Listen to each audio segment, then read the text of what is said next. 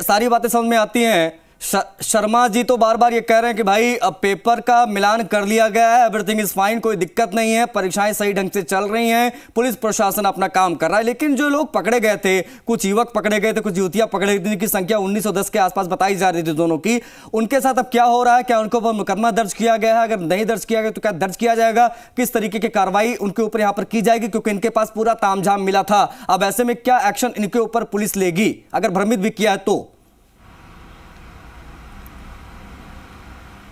Sir, एक सवाल और है कि जिस तरीके से जो पकड़ में आए हैं लोग, वो महिला भी हैं, जेंट्स भी हैं, उसमें उनके पास सभी प्रकार के संसाधन पकड़ में आए हैं, तो उनको लेकर किस तरीके की कार्रवाई की जाएगी? क्या उन पर कोई मुकदमा दर्ज किया जाएगा? क्या इस संबंध में जिला पुलिस ही बता सकती है कि जो जैसी परिस्थितियाँ होगी जिला पुलिस नियमानुसार उचित कार्रवाई सुनिश्चित करेगी। इसमें हम अननेसेसरी हस्तक्षेप नहीं करते। नहीं सर, जिस तरीके से ये लोग जो भ्रमित करने वाले, इस तरीके से परीक्षाओं को विफल करने की कोशिश करते हैं, तो कर्मचारी चयन बोर्ड की ओर से भी कोई एफआईआर करवाई जाएगी इनकी ओर से? नहीं, ये जिला पुलिस एवं जिला प्रशासन वहाँ की स्थानीय परिस्थितियों को देखते हुए उचित निर्णय लेते हैं। देखिए, जो कर्मचारी चयन बोर्ड की ओर से, क्योंकि नीतिगत जो भी प्लान बनाए जाते हैं, जो निर्देश दिए जाते हैं, वो बोर्ड की ओर से दिए जाते हैं, और बाकी जो जिला प्रशासन, जिला पुलिस, उनकी ओर से उन पर कार्रवाई की जाती है। जो भी कार्रवाई होगी वो जिला प्रशासन की ओर से और जिला पुलिस प्रशासन की ओर से की जाएगी। दामोदर, ये ठीक है, इस समझ में आता कि हाँ भाई, इन लोगों ने वहाँ पर भ्रमित करने के लिए, पैसे कमाने के लिए, उगाही के लिए इस तरीके की व्यवस्था की ताकि लोग भ्रमित हों, आए, उनसे पेपर खरीदें, सॉल्व करें, पूरा माहौल बनता है, समझ में आता है। क्योंकि पेपर लीक हुआ है और एक बार छवि खराब हो चुकी है, तो जाहिर तौर पर इस तरीके की चीज़ें हर पेपर में निकल कर सामने आएंगी। लेकिन डमी कैंडिडेट्स, ये एक बहुत बड़ी चुनौती हर पेपर में रही है। Paper leak is a different thing, लेकिन जो डमी कैंडिडेट है उनको किस तरीके से रोका जा रहा है, इनका बोर्ड उस पर किस तरीके से काम करता है, इनको रोकने के लिए परीक्षा किसी और के नाम की दे कोई और रहा है, कितने इंतजाम प्रशासन करता है, लेकिन फिर भी ऐसे डमी कैंडिडेट पकड़े जाते हैं। जयपुर में भी अभी पकड़े गए, ये भी इनपुट्स आ रहे हैं। इस पर अगर कुछ सवाल होता तो आप ले सकते हैं। सर, एक सवाल और है, क्योंकि आपने कहा कि जो व्यवस्था है पूरी तरीके से चाक चौबंद की जाती है, सुरक्षा व्यवस्था की जाए, उसके बावजूद भी डमी कैसे पहुंच जाते हैं? जब इतना सब कुछ व्यवस्थाएं की जाती है, फिर भी ये लोग कैसे सक्रिय होकर वहां तक पहुंच जाते हैं? क्योंकि जो दूसरे के अभ्यर्थी, उनके बदले उनके साथ में जो एग्जाम देने के लिए पहुंचते हैं, इन लोगों पर क्यों नहीं कार्रवाई, और कोई ऐसी पर्टिकुलर कोई पुख्ता कोई कार्रवाई क्यों नहीं है जिससे ताकि इन पर भी अंकुश लगा जाए? हर डमी पे प्रभावी कार्रवाई करती है वहाँ की, और जब पहुँचेगा तभी तो पकड़ा जाएगा। पहले कैसे पकड़ा जाएगा? एक स्वाभाविक सी बात है, कॉमन सेंस की बात है।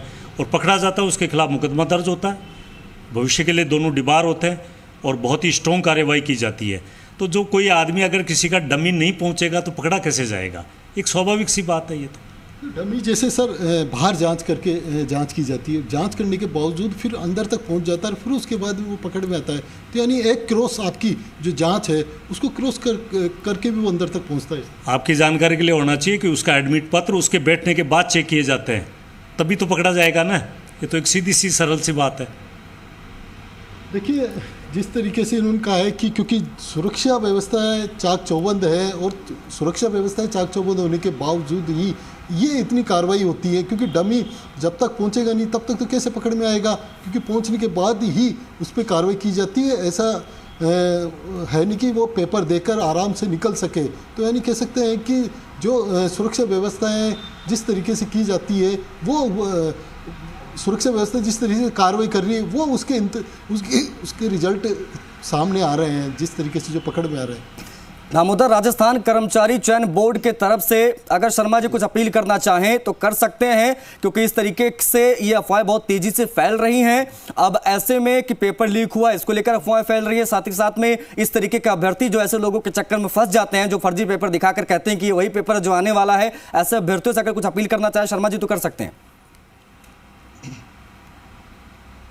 जी सर, जिस तरीके से अफवाहें फैल रही है पेपर का लीक का, लगातार पूरे राजस्थान में शायद अभ्यर्थियों के बीच में, उसको लेकर किस तरीके की आप अपील करेंगे अभ्यर्थियों को लेकर, ताकि वो सतर्क? अभ्यर्थियों से यही है कि भाई हम पूरी तरह से प्रयास कर रहे हैं कि परीक्षाएं सुरक्षित हो, पारदर्शी हो और निष्पक्षता के साथ हो। अभ्यर्थियों को अफवाहों पर ध्यान देना नहीं चाहिए, और जो इस प्रकार की ठगी बेईमानी करते हैं उनके जाल में नहीं फंसना चाहिए। वो उनको अपने इस लोभ और लालच से मुक्त होना चाहिए, उनकी भी अभ्यर्थियों की जिम्मेदारी बनती है। हम हमारी तरफ से सर्वोत्तम प्रयास कर रहे हैं।